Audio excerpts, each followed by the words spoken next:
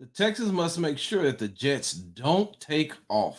Hard work, hard work, hard work, hard work, hard work, work. There you go.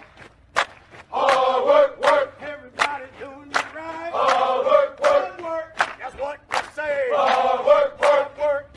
Earn my pay. Hard work, work, work. Do it every day. Hard work, work. Get up out of 2:45. Hard work, work. Let me go and earn my pay. Hard work, work. Boots on. Hey, what's going on, y'all? You tuned into the Sports Talk with Big Sarge show. I'm your host, Big Sarge. Make sure you follow me on the app formerly known as Twitter at Big Sarge Sports with the Z at the end. Follow me on the Tick and the Talk at Big Sarge Media. Make sure you follow me on Instagram at Big Sarge Sports with the Z at the end. Because you know, we do everything for the gram. Make sure you subscribe to my YouTube channel at Big Sarge Media. Make sure you are subscribed to the Locked On Texans podcast. Available wherever you get your podcast from. And the Locked On Texans podcast YouTube page. All right, what's going on, y'all? Hey! Gotta give a special shout out to Doodle and ZZ. What's going on? Pawpaw loves you. I see y'all announce Chris. I'm not messing with you this morning, Corey. Good morning. Good morning. Good morning. Good morning. Hello, Corey. How you doing? AD, what's up, my dog? Make sure you drop that information that I need. Good morning. All right, y'all. Hey, you know what? Listen, we're gonna start the show, but let me start off by saying this, right? Let me tell y'all something. Let me tell you how social media works for me, right? Let me tell you how social media works for me. I'm not on social media for attention. I'm not on social media for likes. I'm not on social media for clicks, views. No, I don't get paid. I don't get paid by the like or the click. I don't get paid by the like or the click when it comes to, you know, my personal page. I don't do things for attention. I am double kin in my family. Yes, my family country is corn. You know what that means? That means that I got cousins who married cousins. So I'm double kin in my family. That means I don't need attention. I got a lot of people. I went to a HBCU. I know a lot of people. I'm in a fraternity, Alpha Phi Alpha Fraternity Incorporated. I know a lot of people. I was in the Army. I know a lot of people. I'm in the media. I know a lot of people. So my whole thing is this.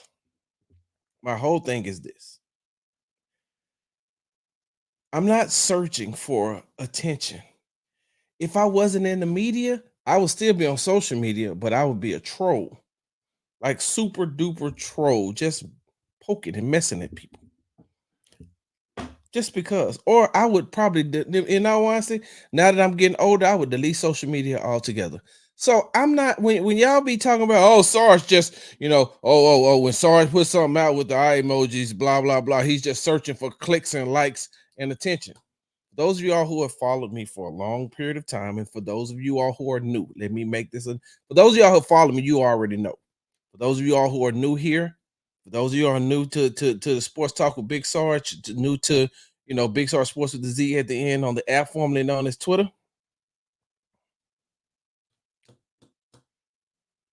Let me say this. If I put them eye emojis out, just know something is coming. I'm not into breaking news. I'm not. I'm sorry. I'm just not. I'm not into breaking news. If I was into breaking news, I would, first of all, if I was into breaking news, sheesh, there'd be a lot of stuff that you all would know about.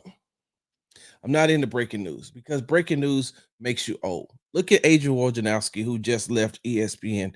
Did you hear what he said? He said I used to have to sleep with 3 phones on. I know people who do breaking news who can't sleep at all. They're constantly stuck to their phone. I'm not gonna do that. Breaking news ages you. Plus, I'm just not. It's not me. My whole thing is if I put something with them eye emojis, just know something is coming. When the Deshaun, before anybody else let you all know about what was going on with Deshaun Watson, I did two things. One, I put out the eye emojis, and then I said, "You are too rich and famous to be doing something like this." Could I have broke the news? Yes, I could have. But I'm just not into that. I'm more about having relationships. And I built some very good relationships over the I have some very good relationships with some professional athletes. Some of y'all favorite athletes, I have really good relationships with. You know why? Because I just keep my mouth shut. My duty as a media member is to report the facts. Report the facts, report what I see, throw my opinion in there. That's it. My duty is for me ain't to be about breaking news, and I don't want to do it. The moment let me fix this. The moment I have to start breaking news and doing all that, I will leave this profession. I'm just gonna be straight up with y'all. But I know, and most of the people know who trust me know that if I put something out, then if I put them eye emojis out and say something, just know something is coming down the pipe. And when the people who break the news is going to break the news, it's going to break the news here probably on Thursday. Thursday. What's the day? Tuesday? Wednesday is a travel day. So they're probably going to put it out like either late Wednesday or early Thursday. When they put it out, I'm just going to repost it. I'm going to repost it. That's it. I'm going to retweet it and say, because the what what's going on what's going on in that Texans organization right now. I've confirmed it with two sources. I'm waiting to confirm with one more source, and once I confirm with one more source today, then you should be seeing something coming down the pipeline really soon. Really soon. Just waiting on one more confirmation. And if I put them eye emojis out, that means most of the time that there's more than just smoke. There's like fire. It's like something really big is going to happen. I'm not going to uh uh tease nobody with just no, the Texans have switched from 4-3 defense to a 3-4 defense and going to a 5-2, and the Texans are going to play more slide protection this week. Did I say that? I said that, didn't I? I did say that the Texans gonna play more slide protection this week. Damn it, you got me. That's one. There you go. Texans are going to change up their supposed to change up some of their blocking scheme this week. There you go. You got it. Hold on. Eduardo Flores, good morning to you. Talking about a trade, something I missed the beginning of the street. Nah, I don't have any trade news right now. I don't have any trades, and I think that what's if Stephon Diggs, which is 95% sure that he's probably lost for the season, if Stephon Diggs is out for the season, the Texans may try to make a move to get another wide receiver in there. There's some veteran wide receivers that are out there, so the Texans may look into bringing another wide receiver in. But I'm not talking about a wide receiver. I'm talking about a big change, a big change that's about to happen for the Texans right before the New York Jets game. So, with that being said, I get it. It's the internet. Most of the time, I tell you, it's like it's all ones and zeros. It's an algorithm. I get it. And so, you can say what you want to say. If I put it out there, you can say what you want to say. I can restrict. Listen, let me tell you all something. Let me tell you all something. This is the thing that I love to tell people all the time. Hey, look, you are in control of your own social media pages. You are in control of your own social media pages. meaning that you can control what you see, you can control what you interact with, you can control it. It's like that's what I do. Hey, I try to be as cordial and cordial as I can, but then when it doesn't, I'll just block you. I'm one of them ones. Let me tell you something. Let me tell you something. I'm one of them ones. Hold on for a second, y'all. Hold on. Speaking of trolls and trolling, I like New York this week. Hey, Jimmy, you just should better be happy y'all beat Jacksonville with your high-powered offense. Remember that?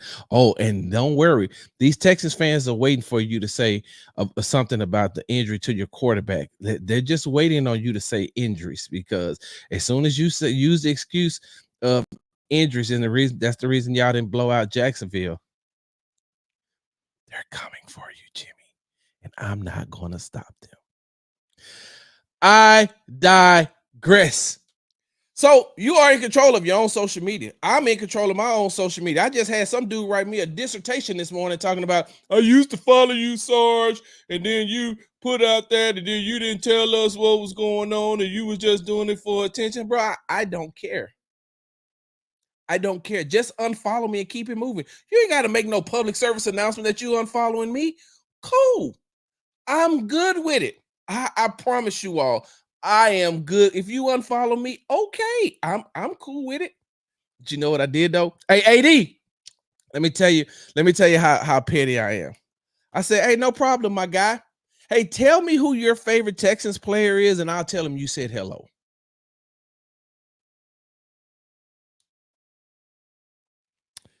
But there's something coming down the pipeline. You probably gonna hear about it.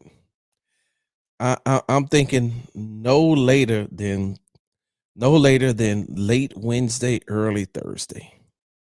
So y'all just keep y'all little y'all keep y'all alerts up and make sure you're following me on the app formerly known as Twitter at Big Star Sports with the Z at the end. AD, I think that AD, I think that I think your feelings gonna be hurt. I think your feelings gonna be hurt, AD. Once again, you tuned to the Sports Talk with Big Sarge show. I'm your host, Big Sarge. Good morning, good morning, good morning. Jimmy, we don't care, my guy. Jimmy, we do not care. Like over here, we're good. Hey, don't Peter Bukowski got something going on the Locked On Packers? Can't you just go over there? Why are you so upset about being over here?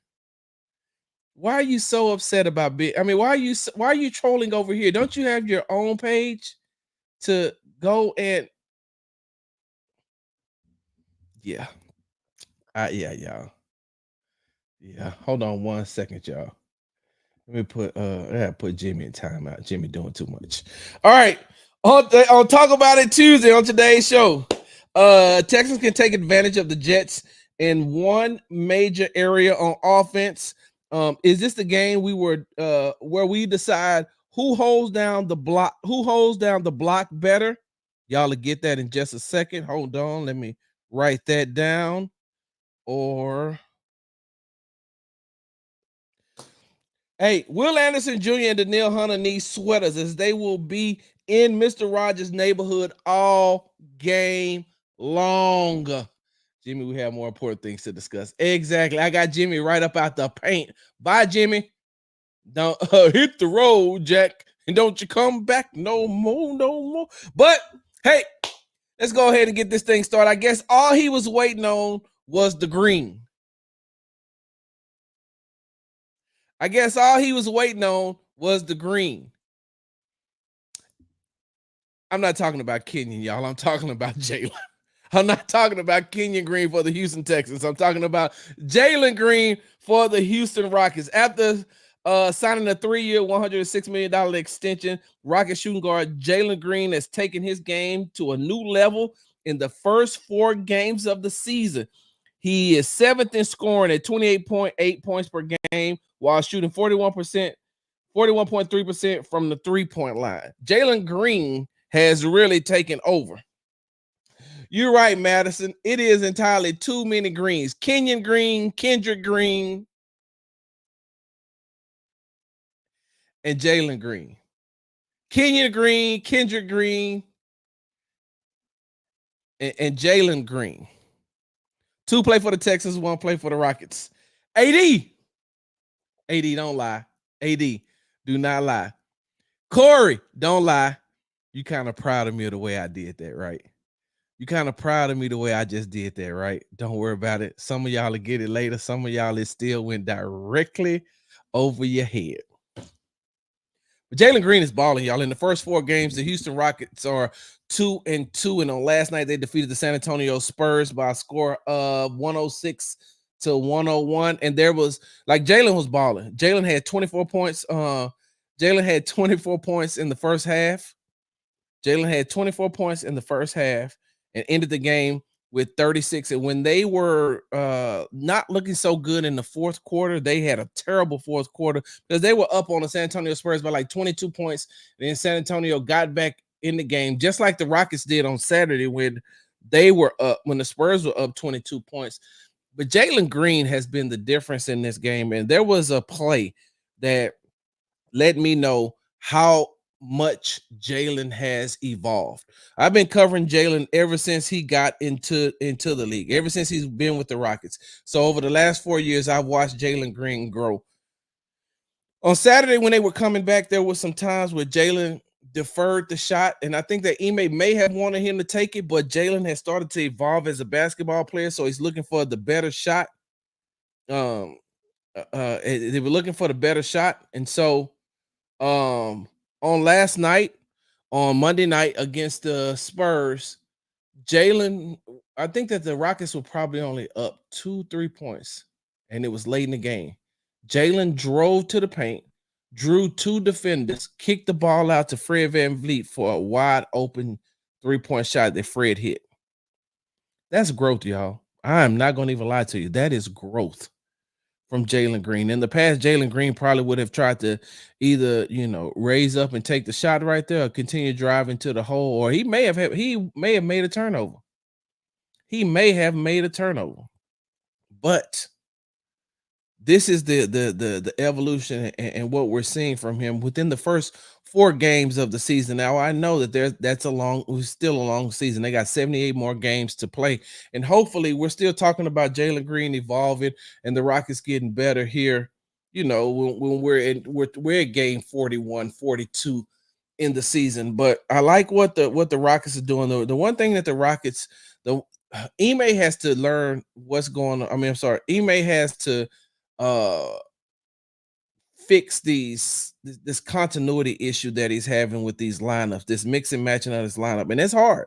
He has a lot of talent on that bench, and it's hard to mix and match it when you're trying to still put it all together. They still have their starting 5, which is Dylan Brooks, Jabari Smith Jr., Fred VanVleet, Alperen Sengun, and Jalen Green. But then when you start bringing these people off the bench, you're bringing in Amen Thompson, you're bringing in Cam Whitmore, you're bringing in Tari Eason, you're bringing in Reed Shepard. Now Steven Adams got a little run last night, and so you're trying to make sure that you mix and match to find the right chemistry to keep the game going. And it's still learning right now. There's still a lot of still a lot of learning to do. There's still a lot of room for growth. But and I think I've said this before on this show, once they find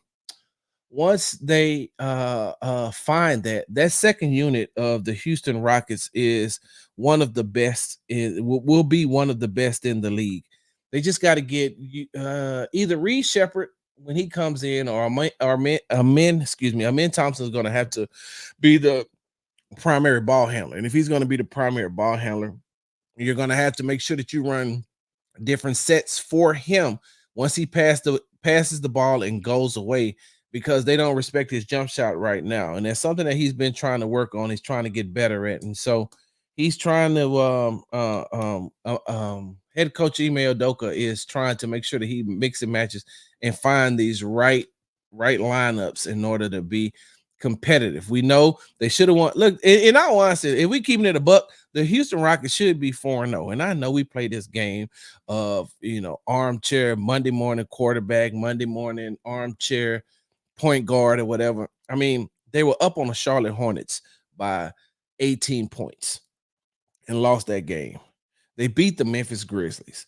They came back and was within 2 points on a back to back after they were being blown out by 22 points. They came back in that game and almost won that game, and then they won on Monday night 106 to 101. Now they got to head to Dallas, and see, that's another test for them. Dallas is going to be another test for the Houston Rockets, because when you're playing a team that went to the finals on last season and they added Klay Thompson, so they didn't do nothing but get better. And now Klay Thompson coming over from the Golden State Warriors, he doesn't have to create a shot a lot because um you have Kyrie Irving, who can create for everybody, and you have Luka Doncic that can create for everybody. And then they have a bunch of role players on that team. So by going out and getting Klay Thompson, all they needed was a spot up shooter. Klay doesn't have to do everything. He doesn't have all the responsibilities that he had in Golden State. Now he can truly just stand in a spot and just shoot. I don't even think he even has to dribble. He may not have to dribble at all, period. They just tell him, hey, float to a spot.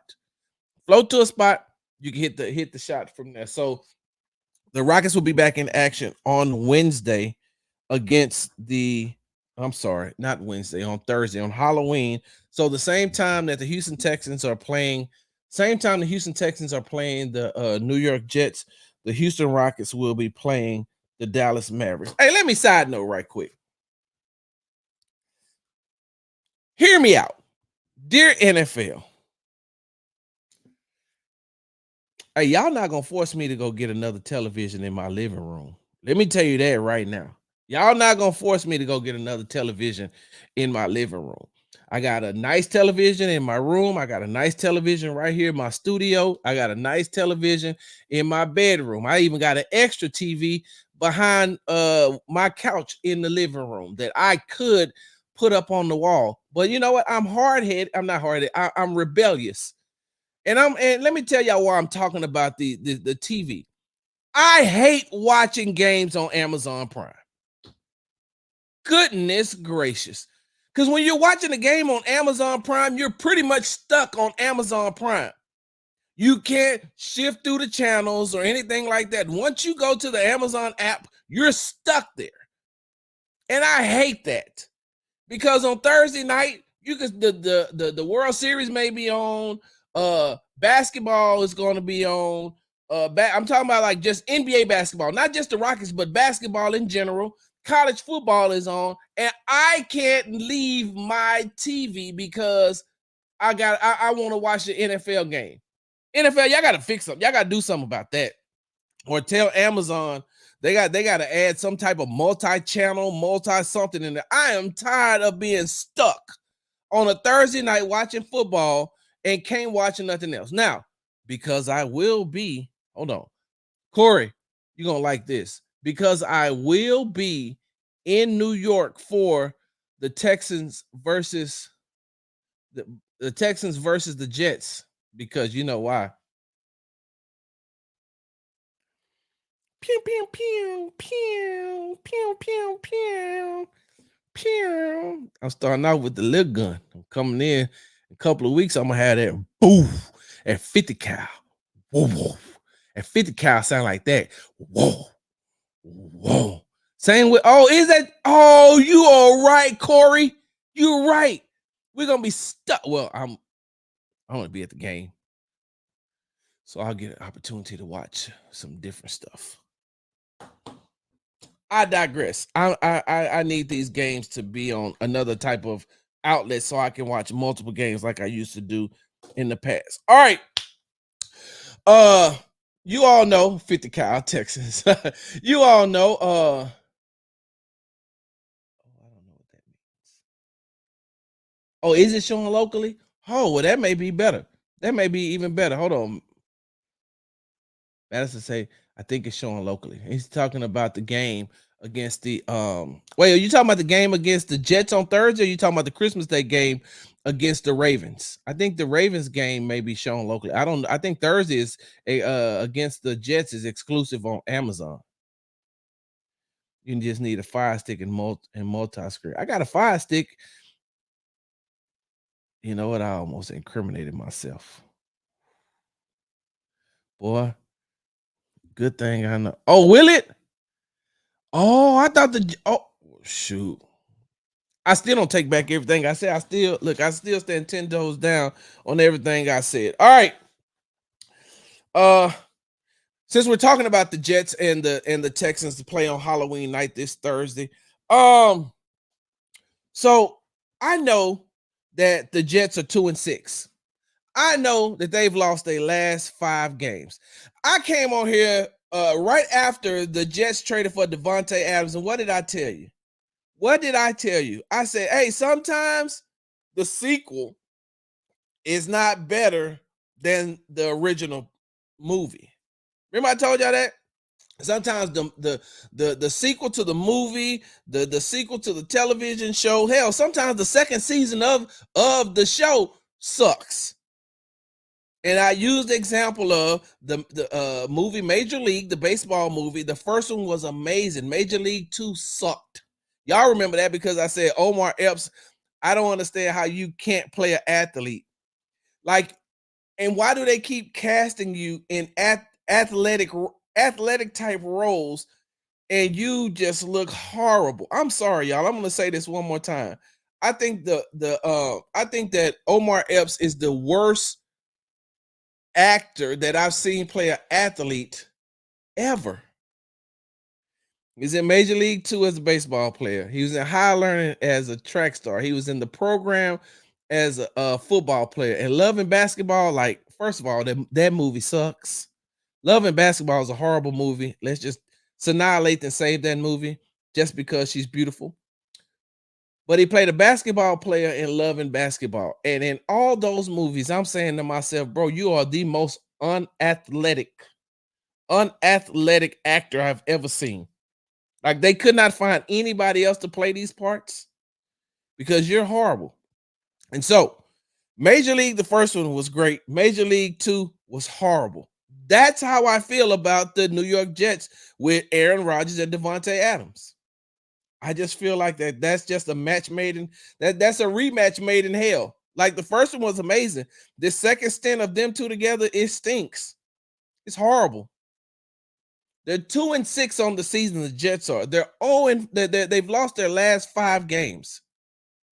The last on House he did do his thing. Yeah, maybe he does play a good doctor. On House he was good, and on In Too Deep he was good as an undercover cop. Which, by the way, have y'all ever heard him talk about that? Talking about Omar Epps in the movie In Too Deep. He said that he got so far in that role that he wasn't able to come out. Oh, Juice was a good movie too. He needed to play them roles. Stay away from playing an athlete. But even though the Jets are 2-6, even though the Jets are on a 5-game losing streak, the one thing that has been a staple for them, one thing that has been really good for them this season, and which is something that the Houston Texans can't overlook by just looking at their record and looking at their current losing streak, is they have a really good defense. Like, the Jets have a really good defense. They have a very good defense. Their offense is something to be desired. We're going to talk about that. Aaron Rodgers is a shell of himself. I feel like the real Aaron Rodgers is still stuck in the night lighted cabin. The dark cabin on ayahuasca. Because this version of Aaron Rodgers is putrid. They hate when I use the word putrid. I don't care. This version of Aaron Rodgers is horrible. I mean, where you going, Aaron? Y'all ain't going nowhere. You can't use your little famous RELAX line anymore. Don't spell out nothing. Don't spell out RELAX. Don't spell out ROLAIDS. Just spell out SUCKS. Because that's what that offense does. Just say, hey, guess what my career does? SUCKS. Sucks. But they got a good defense, though. They have a really good defense. Let me give you some of the numbers of the the Jets defense. The Jets are 4th in total defense, allowing 286.8 yards per game. Their passing defense is 2nd in the league at 161.2. Their rush defense is 17th at 125.6, and they're sixth in the NFL when it comes to total sacks with 23. And so I'm gonna focus on two things first. We're gonna focus on a total of three things, but we're gonna focus on these two first because this is something that I think that the Houston Texans, even on a short week, had to see coming. And what I mean had to see coming, they know that this team has a very good defense and they have to focus on this, right? And it's crazy because like a lot of these bad teams are like the Tennessee Titans, their team is horrible, but they got a really good defense. If I'm not mistaken, I think the Tennessee Titans, let me go look this up. They may be ranked number one in defense in the league. Let me see stats, season leaders. Come on, come on, come on. Defense.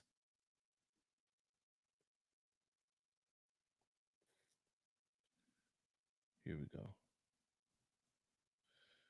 Yeah, yards per game. The Tennessee Titans are number one in yards per game at 265.4. The Houston Texans are next at 280.3. Then you got the Denver Broncos at 282.6. And then there you go. You got the Jets coming in at number 4. So some of these bad teams got some really good defenses. And so we've seen that the Jets are fourth in total defense, and they're second in pass defense, and they're only allowing 161.2 yards. Listen, we're not gonna keep rehashing what the offensive inefficiencies are. We're not gonna keep rehashing talking about Bobby Slowick. I mean, it's Tuesday. It's Talk About It Tuesday. It's time to move on Tuesday too.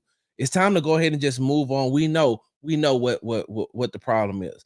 The problem is the offense coordinator needs to call better plays, quicker tempo plays, and the offensive line needs to block better. And the offensive line needs to block better because if they don't block better, there could be a shakeup on the offensive line if they can't get it together. AD, you see why you come and you listen to the Sports Talk with Big Star show? I'm like, I'm almost, I'm like Kyrie out there. I'm just dropping dimes. Here you go. Look, I got look. Wait, no, Kyrie, no, bump Kyrie.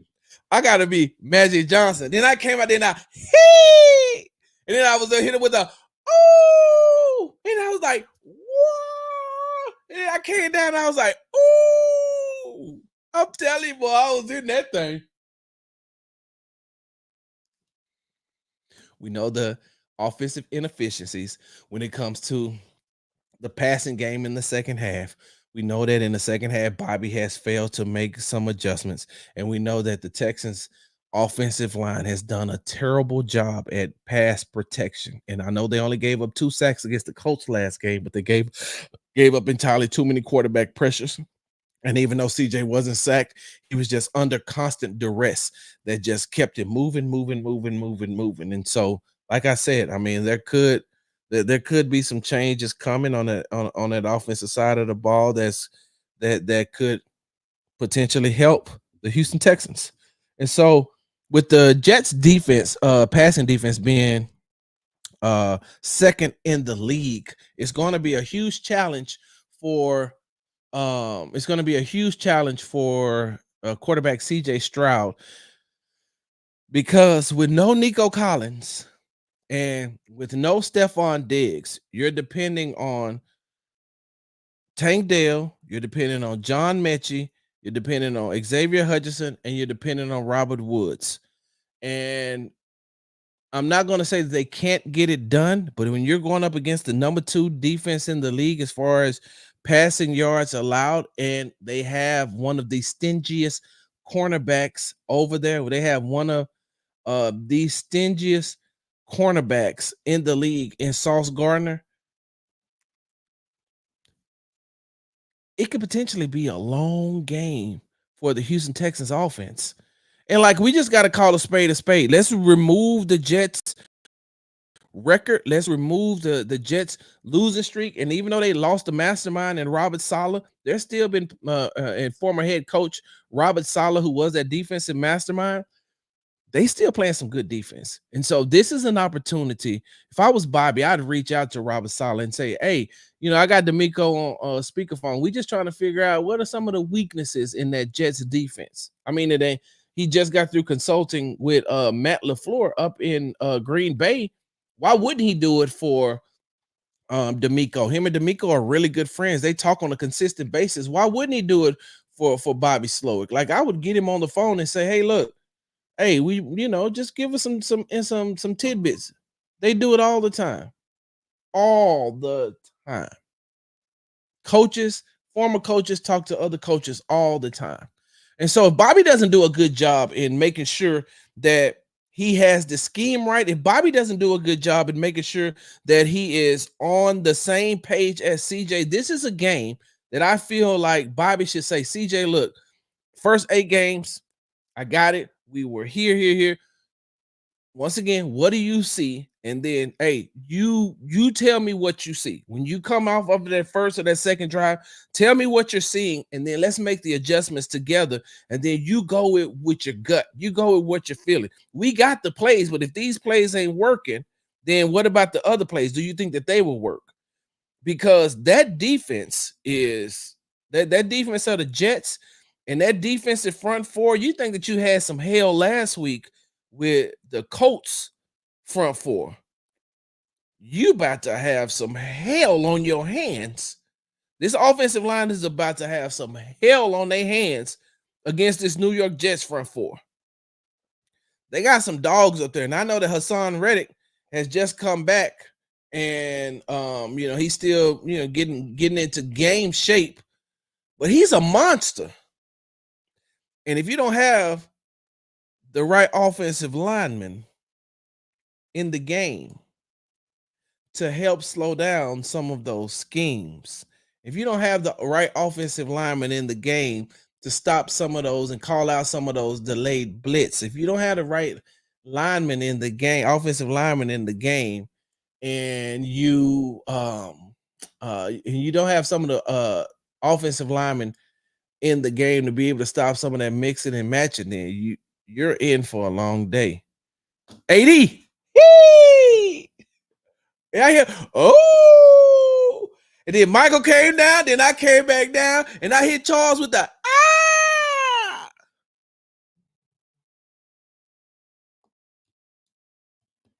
I digress. That passing defense, that passing defense for the that passing defense for the Jets is ranked number 2. They're 6 in sacks at 23 total. So if this offensive line can't get it together and Bobby can't call quicker plays and scheme, and it's almost like, so here's the thing. It's almost like Bobby has no choice this week but to adjust. You can't depend on Nico. You can't depend on Stephon. You got Tank in there. You got Metch. You got Hutch. You got Robert Woods. You got your 2 tight ends. You got Joe Mixon out the backfield. You got Dare out the backfield. Like, now you're going to have to come in. You got to really game plan this week because you're down 2 of your top weapons on offense. You're going up against a very good defense. And now, look, you remember when I said the other day, I said, has the offense been bad? Yes. Has Bobby Slowick been bad? Yes. Can it be rectified? Yes. Hey, this may be the game where Bobby's light comes on. Team like, oh, I got it now.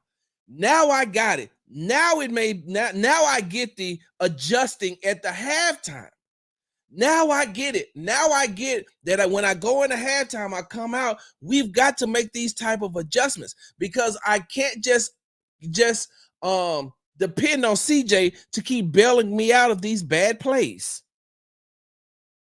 Because I got players on the field who hasn't had a lot of time in the starting rotation. I have players on the field who's in the rotation, but they're not in the rotation like that.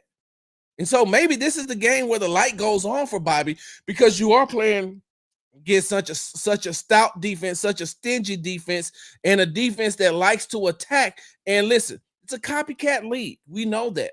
We talked about this on Monday's show. We talked about this last week. The Chicago Bears laid the blueprint on how you can attack the Houston Texans' interior offensive line with the current makeup of Kenyon Green, Juice Scruggs, and Shaq Mason. With the current makeup of Kenyon Green, Juice Scruggs, and Shaq Mason. AD. And then I came down and then I seen him over there and I said, hey! And I came down and I was like, oh.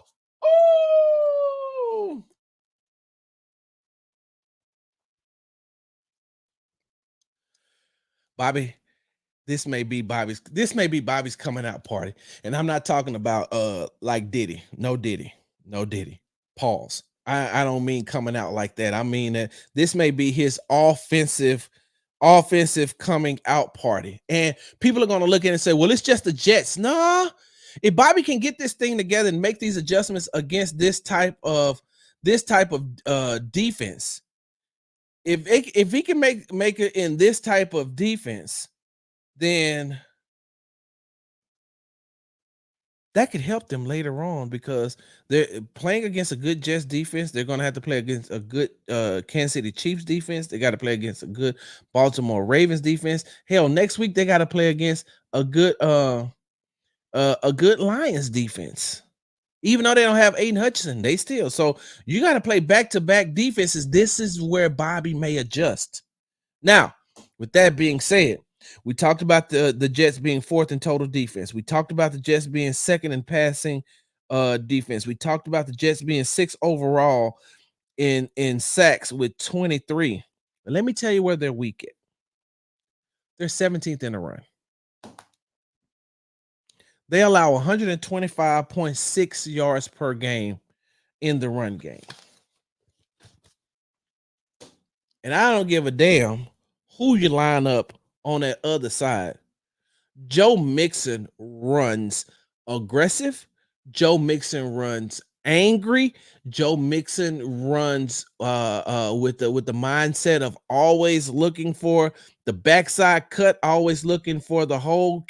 Doesn't need a lot of room to get through the hole. Doesn't need a lot. He can just get through there. He sees it and he goes. I mean, that cutback run, that was look, don't get me wrong, on Sunday against the Colts, that was a pretty big hole that he had to run through, but he also made some things happen. And so where this New York Jets defensive line can be had at is in the run game. And I know that a lot of you all don't like to see the Texans running. You want to see CJ back there throwing the ball. But when you have a running back like Joe Mixon, who in 4 of his 5 full games that he's played in, I mean, he's averaged over 100 yards rushing. And what he does is he gets stronger as the game goes on. He's one of those ones. He's like, hey, just get the ball, just get the football in my hands. I'll make something happen. And so he could also help with slowing down some of that rushing that Jets defense is going to want to do. And so when we're looking at it, for as good as the Jets defense is, this may also be a game where you just got to keep running the ball down the Jets' throat.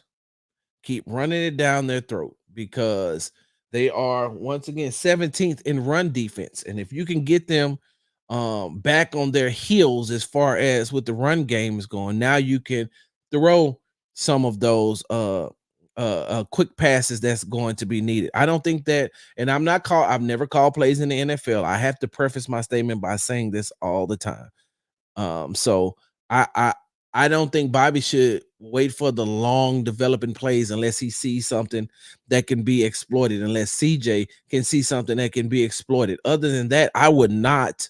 I would just, take exactly what the defense gave me, use my tight ends to my advantage, use that hybrid tight end in Cade Stover to my advantage, use Dalton Schultz to post up in just certain places, go sit down. Robert Woods, go sit down. And what I mean by sit down is when someone says a wide receiver sitting down, that means that they're finding the opening spot in either the zone or even if they're in man, they go in there and find a spot and they just turn around, they just post up and they just sit right there in the open spot. And that's what they mean by sitting down. Just sit down.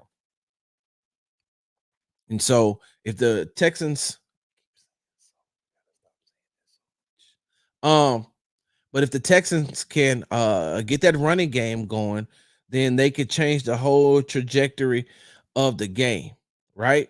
Because we already know what the Texans defense can do. And we're going to talk about that in just a second. But I want to move on to this. Remember, I said on today's show, is this the game where we decide who holds down the block better, right? This is the game.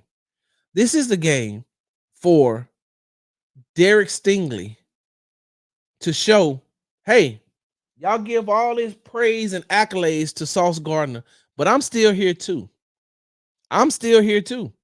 I'm right here. I'm right here and I'm not going anywhere. Y'all give all this praise, and I'm so glad. Listen, I think that Sauce Gardner is a very, very, very good cornerback. I also believe that Sauce Gardner gets away with being handsy. He's very handsy. And earlier on this season, they started calling him for using his hands a lot. Now, lately, he has been able to dial that back a little bit, but he's very handsy, and they were letting him get away with that for a very long time. But now he's calmed down a little bit because they started calling for some penalties, so he stopped being as handsy. But he's a very physical cornerback. But this is the game. This is the game where we see who holds down the block better. Is it Derek Stingley Jr. or is it Sauce Gardner? Now, I was on the Spaces yesterday. Shout out to Corey and AD and Pastor. Y'all hold a great Spaces. And if you're on Twitter and you hop on, I think it's called Corey, what is it called? The group chat? If you're a Texas fan and you see the group chat in your Spaces, hop in there. It's a great great Spaces. I go in there as much as I can. Those people, a lot of those people in there a lot of those individuals in there really know football. They really, really know football. And on yesterday, they had former Houston Chronicle columnist Jerome Solomon in there. He was in there.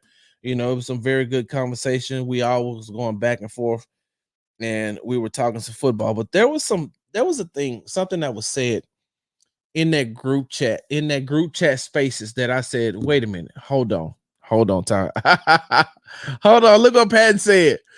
Wait, hold on. Where legends are born. Jerome was comfortable. Yeah, he was. Jerome, hey, look, I ain't never heard Jerome talk like that. Where's it at? The group chat. So, there was something said in the group chat yesterday that I said, you know what? I'm gonna write this down and I'm gonna save it for my show. And I'm not saying that I stole any of their content, because they get a lot of their content stolen anyway. There's a lot of content thieves that come into that group chat, listen anonymously, and then they go and they use stuff on their own show that they got straight from someone else. And I'm saying to myself, hey bro, you can't use that. You can't use that. That somebody else made that point. Now all of a sudden you're using it to all your listeners.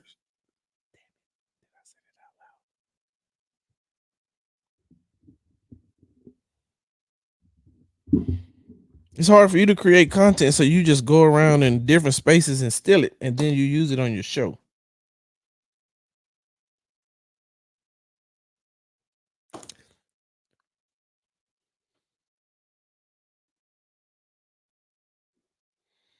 Pew, pew, pew, pew, pew. That's my Kevin Hart. Pew, pew, pew, pew, pew. Going around stealing content, using it on your podcast, using it on your YouTube channel, using it on the radio. I've been listening to a station, and I'm saying to myself, because I'm not gonna lie, sometimes I'll get in my truck and I'll put it on the local stations because I need to know who's stealing my stuff. I've heard my stuff entirely too many times. There's the stuff that I've done the research on, and no matter how you try to circumvent it so you don't get hit with the trademark, it's still mine. You wouldn't have never thought about that. And I know you wouldn't have never thought about that because I thought about it, I did the research, and I talked about it. And now all of a sudden, you talking about it too? I digress. So I was in the spaces, right? I was in the group chat spaces, and they started talking about Derek Stingley Jr. Someone said Derek Stingley Jr. Oh, oh, wait. Wow. Wow. I did not know that. Wow.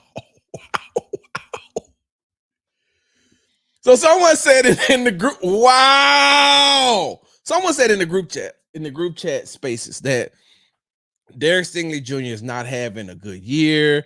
He should have been beat for passes, for touchdowns on Sunday against the Colts. He allowed that touchdown against the Patriots and before the end of the first half. And I got that part. I got it. And it's crazy because Derek Stingley was targeted 5 times. Derek Stingley was targeted 5 times, but he didn't give up a reception. He didn't give up a reception at all. And so you're steady talking about what coulda, shoulda, woulda. What coulda, shoulda, woulda happens every game.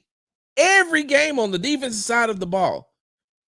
What would have happened if some of those passes that Anthony Richardson threw to his wide receivers didn't get dropped? Some of those passes were dropped. Some of those passes were greatly defended. Now, hold on, y'all. Y'all give me 1 second. Y'all know how we do it here. Y'all know how we do it here. Y'all know SARS don't like to say, don't like to tell y'all nothing without saying what he hold on. SARS don't like to let me because it's right here. SARS like to show the proof is in the pudding, right? And SARS likes to look and break stuff down because let me see. SARS likes to break stuff down with you all. We go through this thing together.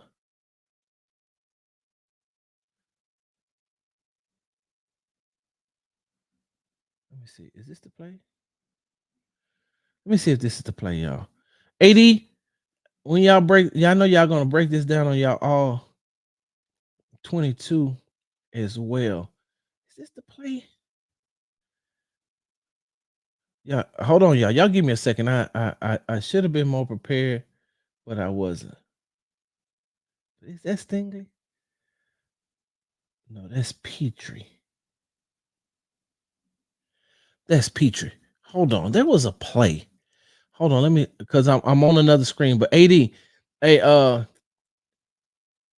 definitely need that call in line because I got a lot to say. On here, I let you say what you want to say. Where is it, y'all? Where is it? There was a play. Let me just do it like this. Let me go to defense. Let me go to Derek Stingley Jr. Passing. Let's see. What is that play? There was a play. Was that to Adonai Mitchell? Let me see. Was this the one? Y'all, I'm sorry, y'all. This is now it's becoming very unprofessional. And I'm sorry. Now it's becoming very unprofessional. And I apologize. Passing. Oh my God. I should have had I didn't think I was going to talk about this. So that's why I don't have it ready. But there was a play that Derek Stingley Jr. was involved in. And there was a touchdown that was taken away because he didn't get his foot down. It's not that play. It's not that play. You know what, y'all? I'm not gonna keep doing it. We'll come back to it. We'll come back to it on tomorrow. When I do the show from New York, I should have that play together. But I digress. And like I said, that's on me. At first, I was like trying to be interactive, and it just popped into my mind, and I would have went back and I would have looked at, was that AD Mitchell? See, now look at it. This is when my ADD kicks in. This is when it's a back to game, receiving. Where is he at? Adonai Mitchell,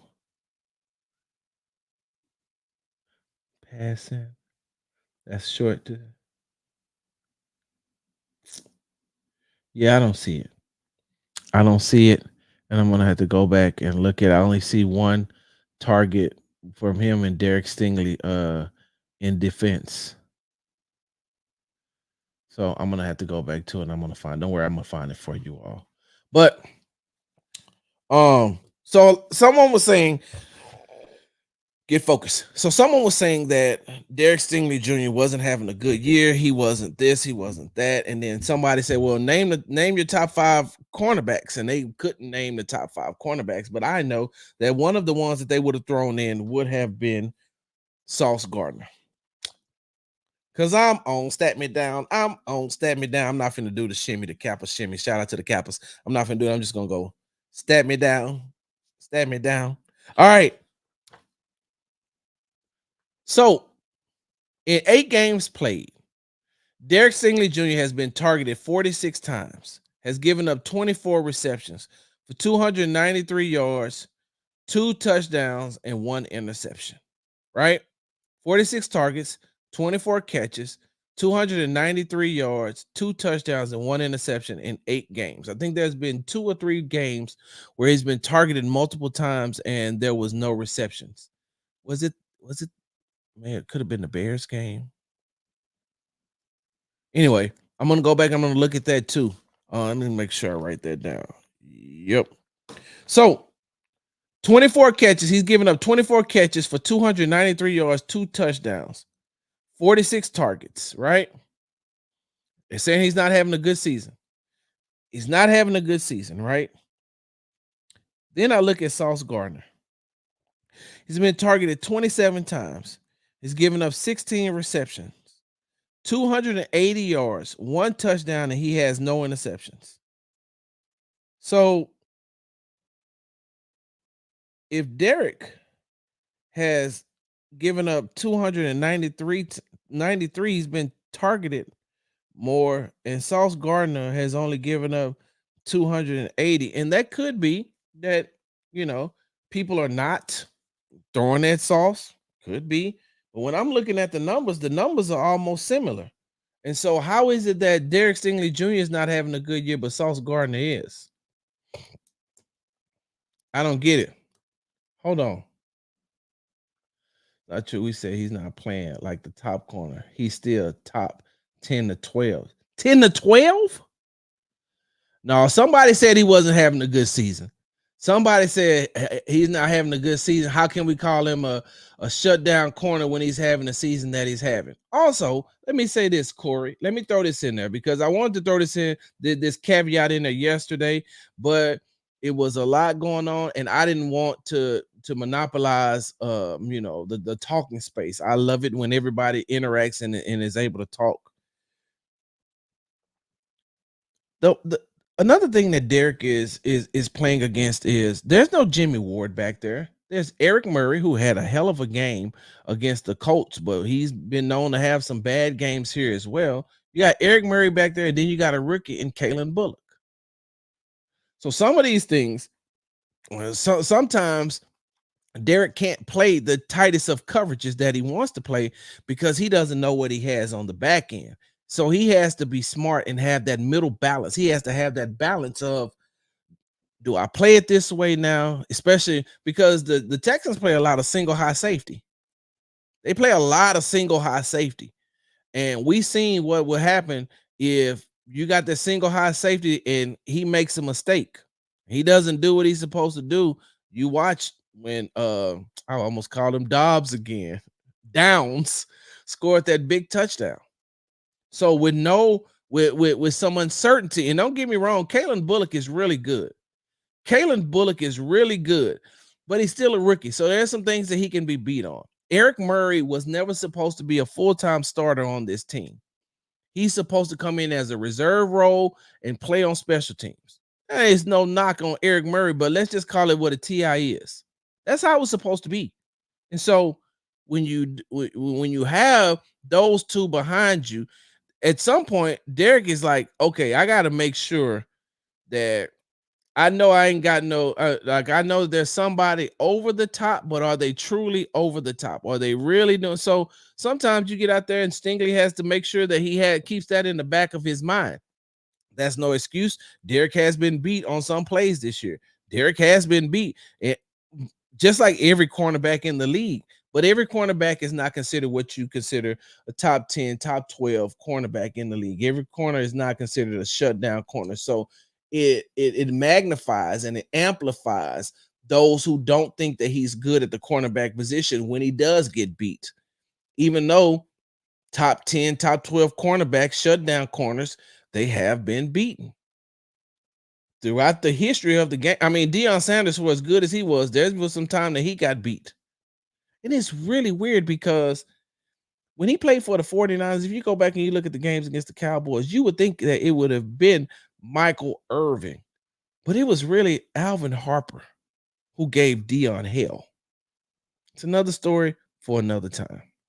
So that's all I'm saying is that Derek Stingley is having just as good a season as Sauce Gardner. And on Thursday, we're going to see who holds down the block better.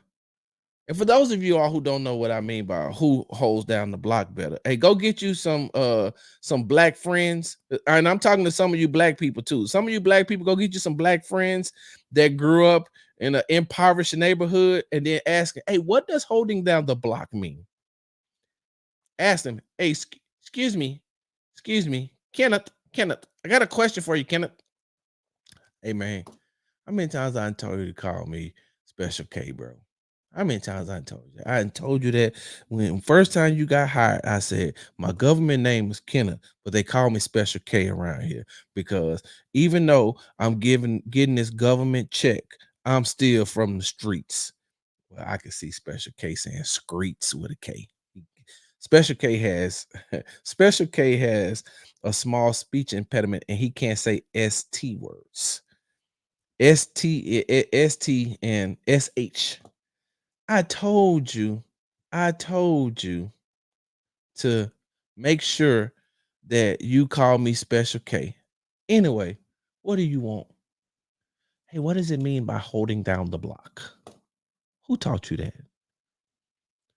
Who taught you holding down the block? You know what? Go get me lunch. And when you come back with my lunch, my Chipotle order, and make sure extra chicken, extra guac. When you come back from spending that $50 on my lunch from Chipotle, as y'all know it costs, you get extra chicken and extra guac at Chipotle, you know that's gonna be $50. Then you come back and we're gonna sit down and I'm gonna teach you what holding down the block means. I could tell you all what I mean right now, but that's your homework. On Wednesday show, y'all come back and y'all tell me y'all found out what holding down the block mean. And if you don't, hey, look, ask this guy right here. Corey could tell you. Follow him on Twitter. Corey, put your ad up there. Corey could tell you. I would say this guy could tell you too, but he went to Texas A&M after he left Prairie View, and I think he may have lost some of it. We got some people in here. Wait, hold on. Oh, I know he could tell you what holding down the block mean. Let's see who else. Let me see. Oh, definitely could tell you what holding down the block mean. Definitely could tell you what holding down the block mean. Y'all go follow these people on Twitter. Y'all go follow these people on Twitter and they'll tell you what holding down the block means. So we'll find out on Thursday who holds down the block better, Stingley or Sauce Gardner. All right, y'all. Last thing I got for you. Will Anderson Jr. and Danielle Hunter need sweaters as they will be in Mr. Rogers' neighborhood all game. Hey, so one of the things about Aaron Rodgers, oh, my bad. Oh, so you came to PV to try to get it. Yeah. Hold on. No hate mail, please. Hey, look, if y'all listen to him long enough, you're gonna want to send him some. I digress. Um, so we've seen what this Houston Texans defensive line can do, starting with Will Anderson Jr., Foley Fatukasi, Danico Autry, Tim Settle Jr., Khalil Davis, when Kurt Hinish gets some run, and Daniil Hunter, even Dylan Horton. I think Dylan Horton has been playing very efficient, especially for what he went through. He's coming back. He's been able to play in spells. Now, we haven't heard his name being called a lot, but Dylan Horton, uh, Dylan Horton has not been playing bad. Side note, I'm writing this down.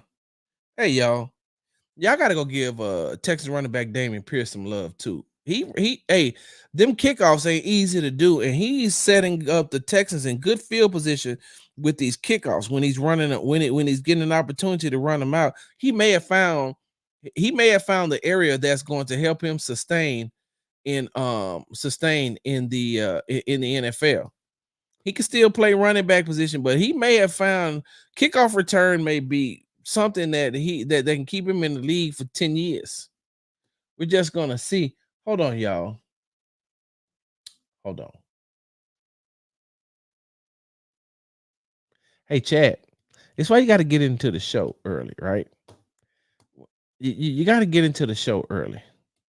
I'm not gonna rehash it. Everybody who was in here on time, they already know. You got to come early, Chad.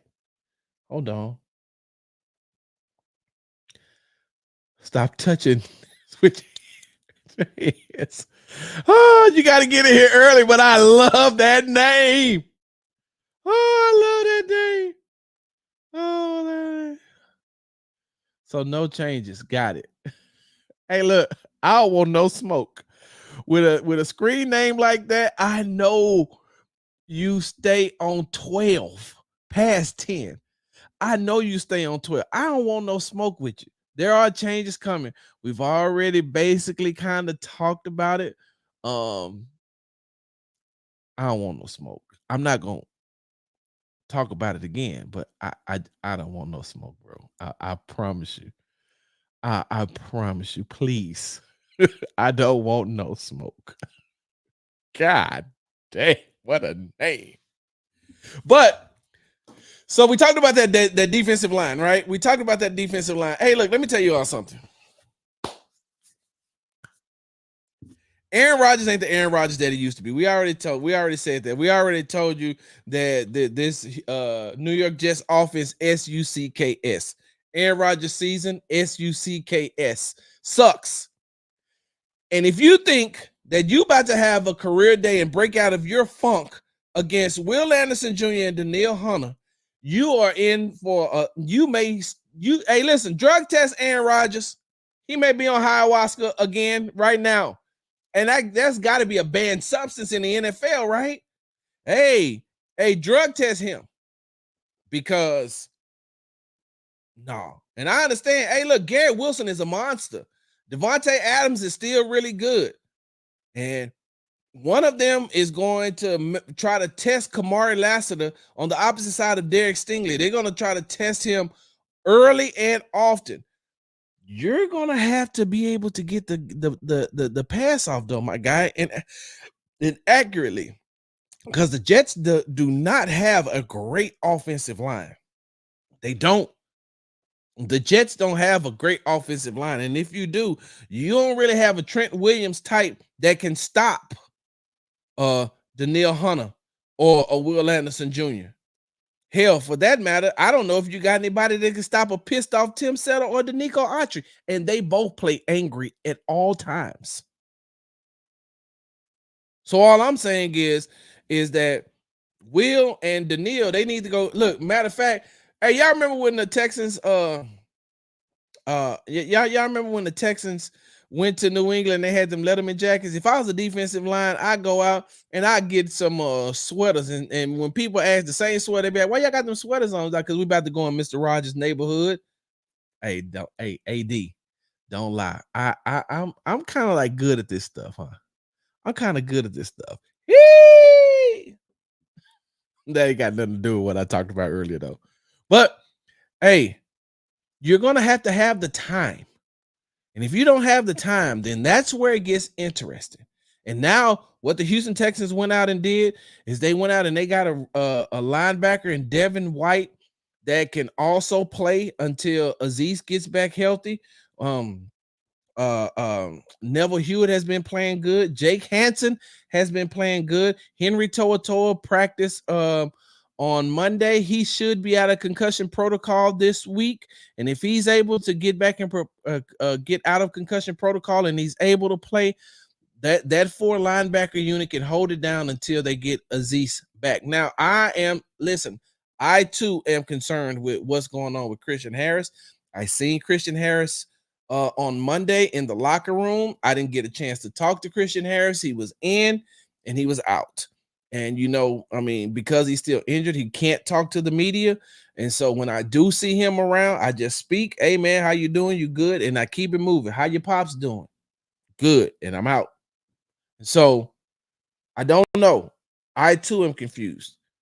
But this is a game where the Houston Texans defensive line has to get themselves fine-tuned and ready because the Lions are coming into NRG and they are the best team in football. And they have a very, very highly efficient offense. And so the only thing that you want to do when you go to New York this Thursday is you want to win the game and you want to come out of there with no injuries. Because we know what happened last year when people kept talking about, "Oh man, the Jets beat the Texans. The Texans weren't blah blah blah blah blah." Yeah, but the Texans also lost CJ Stroud. They lost Nico Collins. They lost Blake Cashman. They lost Jonathan Grenard, and they lost Will Anderson Jr. all in the same game. So they lost 5 starters in that game. And so you just want to get the win. You want to come out healthy. That's it. But hey, look, Will and Daniil should be able to tear that defense up. I want to see Joe Mixon have another outstanding day against that 17th ranked defense. I want Bobby Slowick to be able to get it together. And what I mean by get it together is the second half of the season, Bobby, this is the opportunity to say, look, let's go ahead and take this thing over the top because our schedule only gets harder. And when you're going up against the fourth ranked defense in the NFL, when you're going up against the fourth ranked defense in the NFL, second in passing defense and 6 in total sacks, without Nico, without Stephon Diggs, right now, we don't know. I haven't got an official report yet about Stephon Diggs. He's going through an MRI, but from what I'm being told, it did not look good. It is not going to be good from what I'm being told. So you have to learn to adjust and work with what you got. You just got to work with what you got. And maybe this will force Bobby to not depend on CJ so much to bail him out on some of these things. So y'all give me a second. I need to see something right quick. Nope, that's not it. This is what I need to see. What time is it? Okay. Okay. Um, yeah, so that. And this is an opportunity. Uh This is a let's go get Olave. This is an opportunity for the Houston Texans offensive line to redeem themselves. If they come out with the this would be an opportunity and a chance for that starting 5 if they are all playing together to redeem themselves.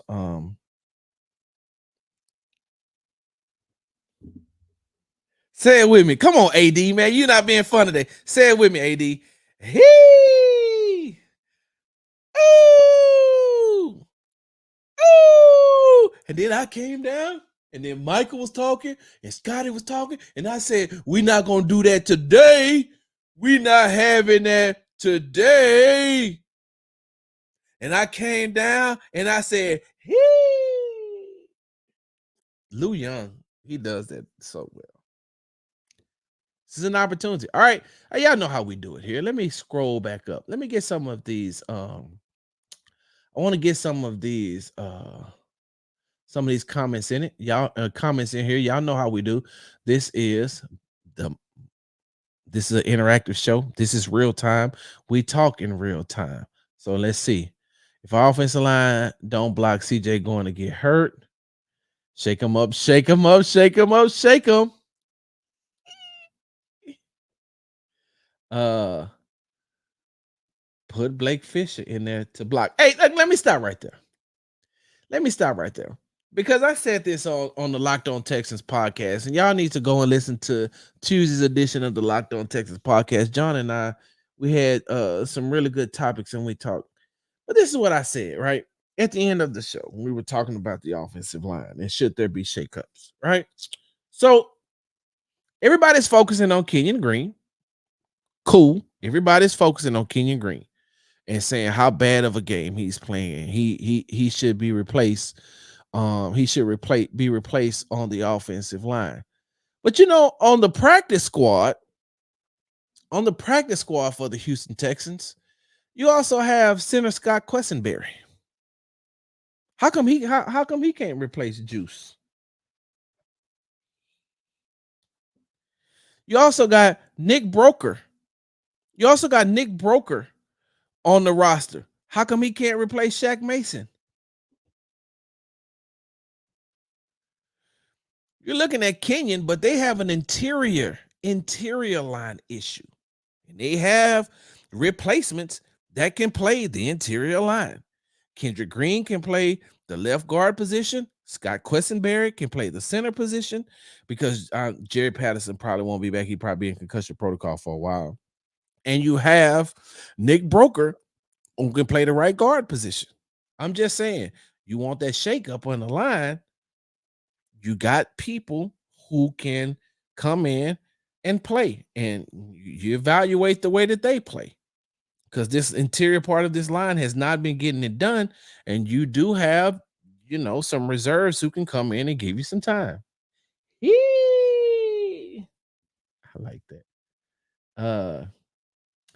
Let's see what's up. Oh, you say sauce watered down. Oh, what's up, Forever Real? I think we see a lot of Schultz and Stovercourt. I believe that too. Let me see. Street Runners, what you got to say? I think those numbers for the Jets pass rush has to be a little bit misconstrued after that game, or from the Patriots. They gave up crazy yards and Sauce didn't lock nothing down. Oh, I'm gonna have to go back and look at that. Hey, thanks, Street Runner Society. They call me Mr. Nobody. The Jets O-line is just as bad as ours. They will probably be more than 10 sacks total between the two teams. Hey, that is a great take. That is a great take. Forever Raw. Oh, look. We all do. What Riff Raff say? If we lose Bobby loses his job. Hey, look, what movie was that? Do y'all want to lose Homecoming for the 30th year in a row? Hell no. Do y'all want me to lose my job? Hell no. Those are school days. We do all need Jesus. I just hate the idea of playing a night game at MetLife with the Jets wearing all black on Halloween. It gives me that Pittsburgh and Baltimore type vibe. Okay. I can see that. The Jets will stack the box against Mixon and leave their DBs one-on-one against the Texans wide receiver. They would not let Mixon beat them. They may not want to let Mixon beat them, but Mixon is a runner who can beat them. Yep. Bobby needs to come out and coach a hell of a game. I can't wait to see Tank shake the shit of sauce. Yes, please tell Bobby to scrap them wide receiver screens. Oh, let me see. I'm still perplexed by this one. Wow.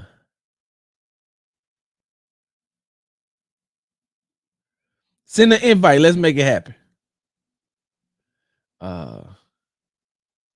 I let you interact all the time. What you want to say, AD? Listen, I'm gonna have to come on the rundown so you can say what you want to say to me. Record it, clip it, and then put it out. You know I'm gonna come in there acting a fool. Madison say I'm back. What I missed. But we'll be prepared. AD and the H-Town Rundown. We'll be doing the All 22 review tonight, Tuesday night at 7:30 p.m. on YouTube and the app formerly known as Twitter. That's right. Y'all make sure y'all slide on over there to the rundown. They be doing an amazing job of breaking the game down. What's tonight? Tuesday. AD, send me the invite. I may be able to slide in there for a couple of minutes. Pause. Hey, yo, Diddy. Hey, yo. Like you can look, if you catch it within the first 5 seconds, whoa, that's even yo. If you stop whatever is being said in the first 5 seconds, that counts, right? Hey, you see it slide in the DM. I'll let you know.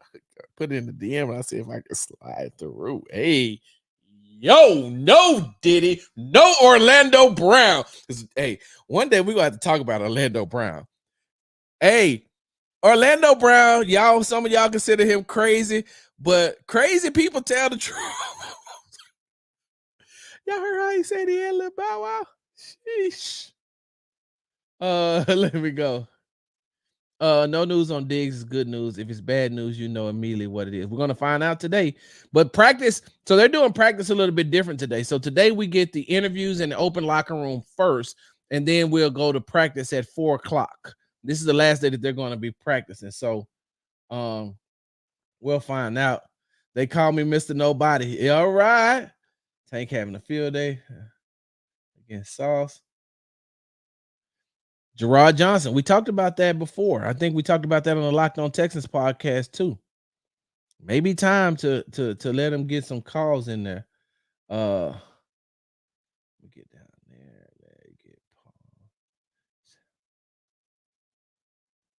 Howard University. I like Howard. I think Henry T will be back there. Yep. Aaron will be running for his life. Europe. Let me see. What is this right here?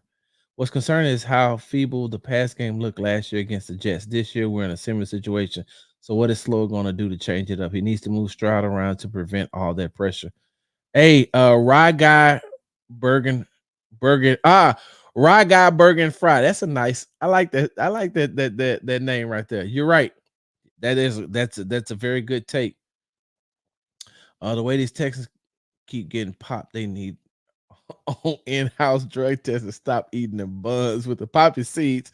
Hey, side note, they call me Mr. Nobody. Hey, look, when I was stationed in Germany, we couldn't go to Belgium, and we could go to Belgium, but we couldn't really eat in Belgium because it was a lot of things that will make you pop hot on the drug test.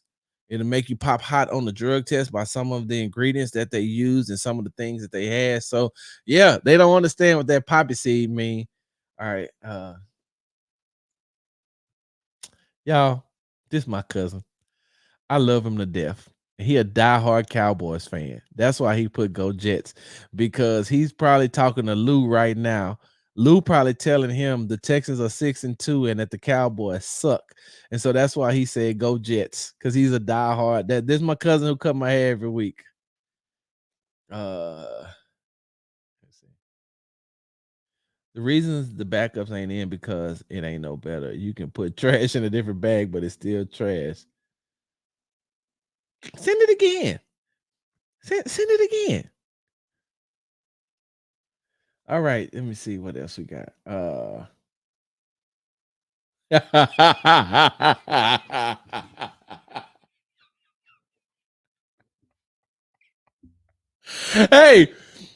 Hey, when you going to ask Special K what holding down the block means, ask him what a dope fiend is. I don't know where the hell this shoulder went to, but I love it. Last one I got. You feel this week feels like a trap game? Nope. And let me tell you why I don't feel like it. And then I got to get up out of here, riff raff. Let me tell you why I don't feel like this game is a trap game. Oh, wait, hold on. Orlando funny. Hell, that booger sugar something else. It really is. It really is. Hold on.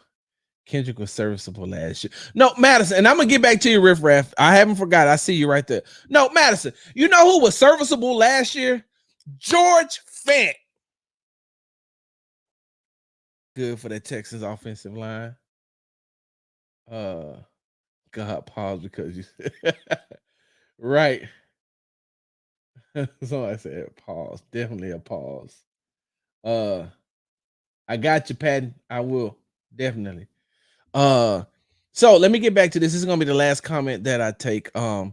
You feel like this week's you feel like this week feels like a trap game. I don't think that the Texans can afford to feel like any game is a trap game with the way that they've been playing offensively, especially in the second half of games. No game can be a trap game.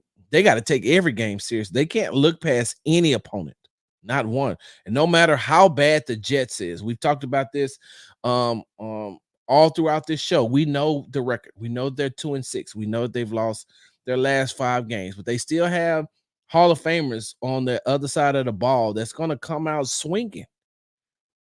And so the Texans can't look and start preparing for the Detroit Lions. They have to take care of the New York Jets first. Let me put it like this, Riff Raff. And put it like this. Hold on.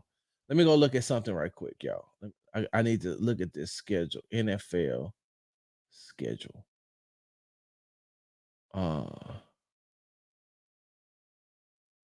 Nope. I need week 9. So week 9. Let me tell you what. Looking past your opponent will get you, and not taking your opponent seriously. When the Baltimore Ravens took on the Cleveland Browns this past weekend, the Baltimore Ravens came in as one of the hottest teams in the league, and the Cleveland Browns, even after losing, and they lost their starting quarterback in Deshaun Watson, they were 1-6, and the Cleveland Browns beat the Baltimore Ravens. Now, do I think that the Baltimore Ravens was looking past the Cleveland Browns and already focused on the Denver Broncos game? Could be true. Denver has been playing some very good football here lately. And side note, hey, who did Denver played who? Carolina? And one of the Carolina defensive backs was mad because he said Sean Payton was trying to run up the score. Hey, man, if you don't want them to run up the score, then guess what you do? Outscore them or stop them from scoring. It's not Sean Payton's job. It's not a head coach's job to say, let's take our foot off the gas. You better be glad I'm not coaching. I'm trying to put up 50, 60 a game. And I don't care what you think. I don't care what the media says about me. I don't care what other coaches feel about me. It's not my job to teach to coach your team too. I'm coaching mine, and I'm coaching them to the best of the ability to play at the highest level. I don't care. Stop crying. Stop crying because you say Sean Payton was trying to run up the score. Then guess what? Stop him. Stop him. Play the game till the game is over. That's it. Stop him. If you don't want him running up the score, then stop him. And then stop crying. I digress. I think that the Baltimore Ravens looked past the 1-6. Looked past the 1-6. Hold on, because I got to bring it up. I think that they looked past the Cleveland Browns. And by looking past the Cleveland Browns, they ended up getting beat. So the Houston Texans cannot look past the Cleveland Browns. I mean, look past the New York Jets and look at Detroit that's coming into NRG the following week. You can't do that. You got to take care of business against the New York Jets first, or you're going to end up like the Baltimore Ravens. The only difference is if the Houston Texans lose to the New York Jets, the only difference is between them losing to the Jets and the Ravens losing to the Browns is that I don't think that Aaron Rodgers will come to the podium and be like, my palms are sweaty. Eat me mom's spaghetti. Hey, wait, hold on. That wasn't the Eminem line that he used. I don't think you're gonna get first giving honor to God. Everyone's is everyone's. When I got down on my knees to pray today, I knew God said, Jameis, you gonna be special today. You're gonna be special. Just like when Jesus was born and then the 3 wise men came to him, I felt like 3 of my teammates came to me and they said, Jameis, today is your day. Today is the day for you to be great, Jameis. You're going to go out on that field and you're going to look to the mountaintop and you're going to look towards the hills which come at your help, and your help coming from the Lord, and you're going to beat them Baltimore Ravens. No weapon formed against me shall prosper. Listen, Jameis, you're coming on the field. I felt like I was David and the Baltimore Ravens was Goliath. And then I started to sling my slingshot, one for the Father, one for the Son, and one for the Holy Spirit. And I let that thing go after I almost threw the touchdown. I almost threw the interception to Kyle Hamilton. But on the very next play, though, I dropped back and I said, this is the time that David is going to slay Goliath. And then God made the wind and the trajectory of the ball go just right so he can fit into the hands of my wide receiver to catch the ball. And then we just scored and then we won the game. No weapon formed against me shall prosper. Could you imagine Jameis Winston and Ray Lewis having a conversation? Oh my God. That'd be like a 4-hour conversation. That's just like 2 sermons going on at the same time. But that'll be the only difference. That'll be the only difference. Aaron Rodgers ain't finna come to the podium and give no sermon, no on-field sermon either, like Jameis Winston. I just knew something was gonna be special today. When I got down on my knees and I started reading Psalms 31, I said, Lord, just give me the strength. Just give me the strength. Just let me rise up with the wings of eagles, Lord. Let me just get up and just go. Let me stop playing around for God slap the crap out of me.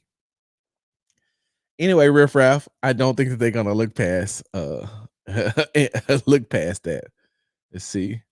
What's your thoughts about Anthony Richardson want to take a break? We that removed from when Lamar Jackson had the infamous boo-boo game and blamed it on cramps. Back-to-back offensive explosion games. I'll be at the game Thursday. Holla if you have time. Let me know. Let's see. They got to remember that ass whooping for last year. Yeah. Big Sarge, good morning. Texas needs to fix that offensive bad. And yep. When James retired, that Sunday service is gonna be 4.5 hours long. You ain't lying about that. In the name of all crab legs, you won't. Amen.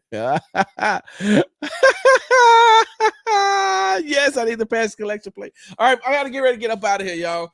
Thank you for being a part of the Sports Talk with Big Sarge show. Make sure you follow me on the app formerly known as Twitter at Big Sarge Sports with a Z at the end. Follow me on the Tick and the Talk at Big Sarge Media. Make sure you are following me on Instagram at Big Sarge Sports with the Z at the end. Because, we do everything for the gram. Subscribe to my YouTube channel at Big Sarge Media. Make sure you listen to the Locked On Texans podcast and subscribe to the Locked On Texans podcast. YouTube channel. Hold on before I leave. AD, are you still here? I cannot end this show without AD. AD. Please tell me that you're here. But I had to pause again, Patton. What did I do? I was just talking about Jameis. AD, you in here? Drop it in. Come on, AD. I need to know if you in here. All right. AD's here. So now I can end the show. Thank you for tuning in to the Sports Talk with Big Sarge show. Make sure you are following me on the app formerly known as Twitter at Big Sarge Sports with the Z at the end because, there's going to be some things that's going to happen, right? There's going to be some things that's going to happen here within the next 2 days. And there's going to be some shakeups and over with the Houston Texans and some things going to happen. And, we're going to see. So what do they call it? So money has a certain color. Weed has a certain color. St. Patrick's Day has a certain color. All 3 of those got the same color, huh? Hold on. AD. Let's do it, AD. Hey! Ooh! Ooh! Big Sarge. I'm out. Hard work. Hard work. Hard work.